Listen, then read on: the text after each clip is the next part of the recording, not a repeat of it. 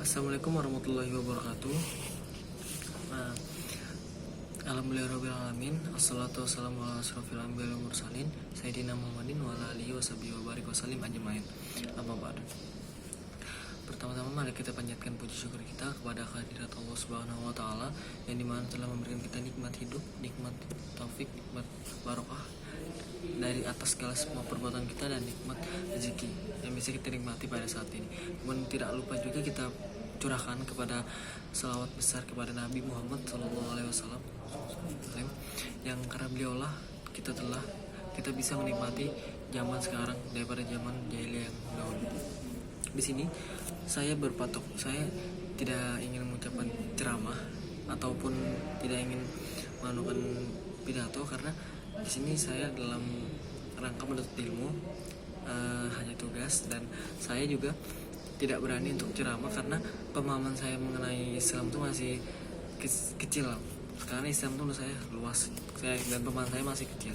Di sini saya berpatokan terhadap suatu buku yang berjudul tentang moderasi Islam yang karangan dari Dr. Mukhlis M. Hanafi MA bukunya. Di sini saya akan membahas tentang toleransi dan perdamaian. Umat Islam saat ini sedang melewati masa-masa sulit dalam perjalanan sejarahnya. Selain menghadapi berbagai tantangan globalisasi dan konspirasi musuh, di kalangan internal umat Islam terjadi berbagai aksi yang secara sengaja atau tidak sengaja berkontribusi menguatkan dugaan-dugaan yang dihembuskan oleh media internasional bahwa Islam adalah agama yang mengajarkan kekerasan dan umat Islam sebagai komunitas yang tidak toleran. Itu menurut saya sih, dari pandangan saya sendiri itu salah. Itu mungkin dari orang-orang tertentu yang ingin menjatuhkan agama Islam atau tidak suka dengan agama Islam, maka dari itu mereka membuat suatu redaksi bahwasanya Islam mengajarkan kekerasan, Islam tidak toleran. Itu salah menurut saya. Bisa kita lihat dari munculnya film Fitnah di Belanda pada tahun 2008 dan Innocence of Muslim di Amerika Serikat pada tahun 2012 yang diikuti oleh publikasi gambar kartun Nabi Muhammad oleh majalah Charlie Hebdo di Prancis. Beberapa hari setelah itu merupakan stereotip yang dibangun terhadap Islam dan umat Islam sebagai bagian masyarakat yang intoleran. Kalau dari saya sendiri, bahwasanya kita sebagai umat Islam itu memang dilarang keras untuk menggambar wajah Nabi Muhammad SAW. Kita tidak, pokoknya menggambar nabi-nabi tidak dikhususkan untuk Nabi Muhammad, akan tetapi kepada para nabi kita tidak bisa menggambarkan wajah-wajahnya, karena itu memang dilarang keras. Karena saya juga pernah mendengar bahwasanya pas saya lagi SD, pas di pengajian sore-sore, dia bilang bahwasanya, kata saya, kalian jangan ada yang menggambar wajah Nabi Muhammad SAW maupun nabi-nabi lain, karena itu dilarang oleh Islam. Terus kenyataan ini tentu tidak bisa didiamkan, dan kita tidak boleh berpangku tangan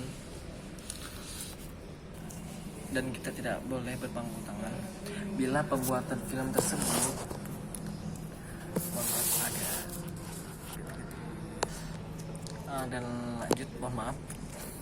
menjadi tugas kita untuk menjelaskan kepada masyarakat dunia nilai-nilai Islam yang benar dan ajarannya yang sangat menghormati perbedaan dan keragaman. Karena tugas mahasiswa itu, adapun peran mahasiswa itu ada, yang saya ketahui itu ada 5, yang bisa saya sebutkan mungkin hanya 4 atau 3. Yang pertama, agent of change, itu bertujuan untuk mengubah. Kita sebagai mahasiswa turun ke jalan itu untuk memberikan solusi, untuk memberikan suatu perubahan terhadap masyarakat yang membutuhkan. Terus ada social control, itu adalah sebagai lidah penghubung antara masyarakat ke pemerintah, atau sebagai jembatan penghubung antara masyarakat ke pemerintah, yang dimana pemerintah ini tidak pro terhadap rakyatnya sendiri.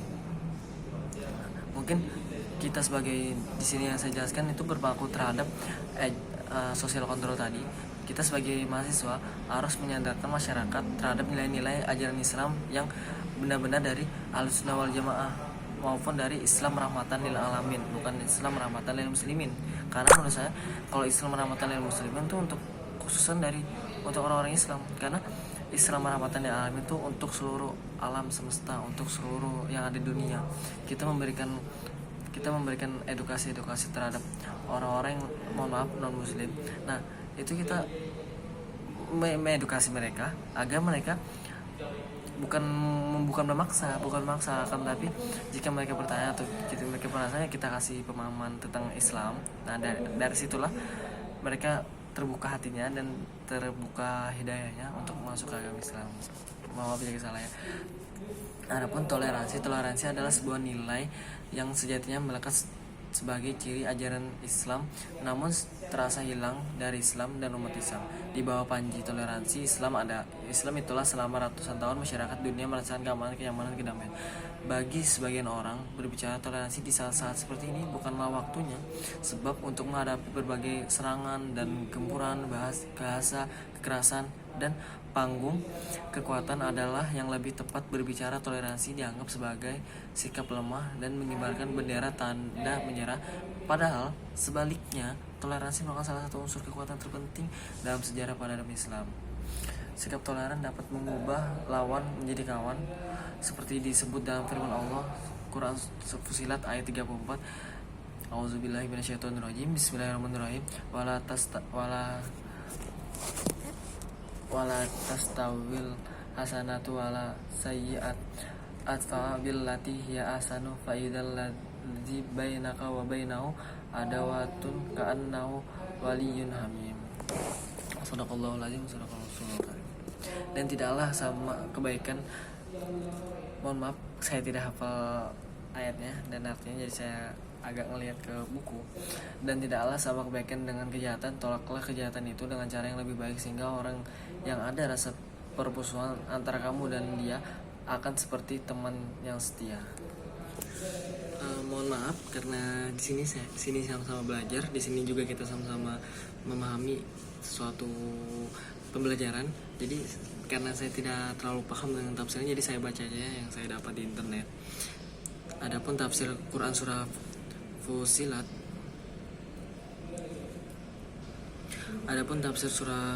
ayat 34, tidak sama melakukan berbagai kebaikan ketaatan yang diridhoi oleh Allah dengan melakukan berbagai keburukan dan kemaksiatan yang dimurkainya. Balaslah tindakan buruk orang-orang yang berlaku buruk kepadamu dengan cara yang lebih baik, maka orang yang sebelumnya memiliki permusuhan denganmu, jika kamu menolak tindakan buruknya dengan kebaikan, menjadi seolah-olah teman yang dekat. Terus adapun tafsir Al-Mukhtasar atau Markas Tafsir Riyadah di bawah penguasaan Syekh Dr. Salih bin Abdullah bin Humaid, Imam Masjidil Haram. Kebaikan orang-orang yang beriman kepada Allah dan beristiqomah di atas syariatnya serta berbuat baik kepada makhluknya tidak sama dengan keburukan orang-orang kafir kepadanya, menyelisihi perintahnya dan berbuat buruk kepada makhluknya.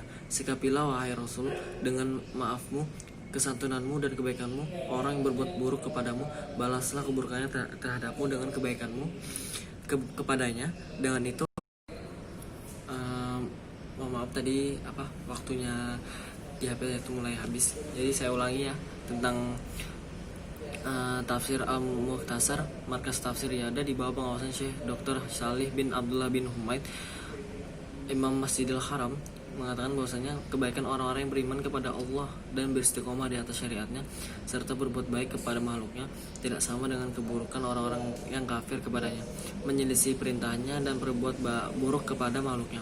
Sikapilah wahai Rasul dengan maafmu, kesantunanmu dan kebaikanmu orang yang berbuat buruk kepadamu, balaslah keburukannya terhadapmu dengan kebaikanmu kepadanya.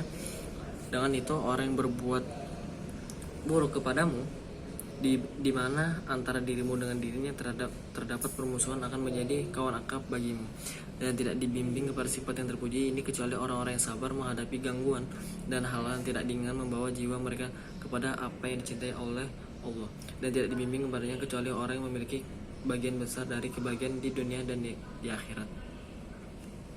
Adapun juga tafsir dari Al-Muyassar Kementerian Agama Saudi Arabia, tidak sama antara sifat baik orang-orang beriman dengan sifat buruk orang-orang kafir dan fasik. Balaslah perilaku buruk dengan sikap baik, dengan begitu orang yang berbuat buruk kepadamu akan menjadi seperti orang yang dekat kepadamu. Tidaklah orang yang mendapat rezeki berupa sifat yang baik dengan membalas keburukan dengan kebaikan, melainkan orang-orang yang sabar dalam menaati Allah, dan tidak ada orang yang mendapat taufik untuk melakukannya melainkan orang yang mendapat taufik berupa kebaikan dan pahalanya. Mungkin hanya itu tafsiran bisa saya tafsirkan. Itu pun mohon maaf, itu saya ngeliat di internet. Jika ada salah kata mohon dimaafkan. Mungkin di sini saya dapat menyimpulkan bahwasanya sikap toleransi itu sangat penting untuk kita mengabdi kepada masyarakat, untuk kita berpikir, untuk kita melakukan. Jadi kesimpulan pada yang bisa saya sebutkan pada hari ini bahwasanya jika ada orang berbuat buruk kepadamu, kita harus wajib membalas dengan kebaikan. Dan toleransi itu sangat penting kepada kita karena itu adalah menjadi acuan berpikir kita, acuan tindakan kita untuk bersikap tengah-tengah, tidak terlalu ke kanan, tidak terlalu ke kiri, tidak terlalu ke atas, tidak terlalu ke bawah, tapi kita tuh di tengah-tengah karena kita tuh bersifat Islam rahmatan lil alamin. Mungkin itu saja yang bisa saya sampaikan. Jika ada salah kata, salah perkataan, salah perbuatan, salah pemahaman, mohon dimaafkan karena di sini kita juga sama-sama belajar, sama-sama berusaha untuk memahami apa yang kita pahami. Allahumma fiq ila qawmi thoriq. Assalamualaikum warahmatullahi wabarakatuh.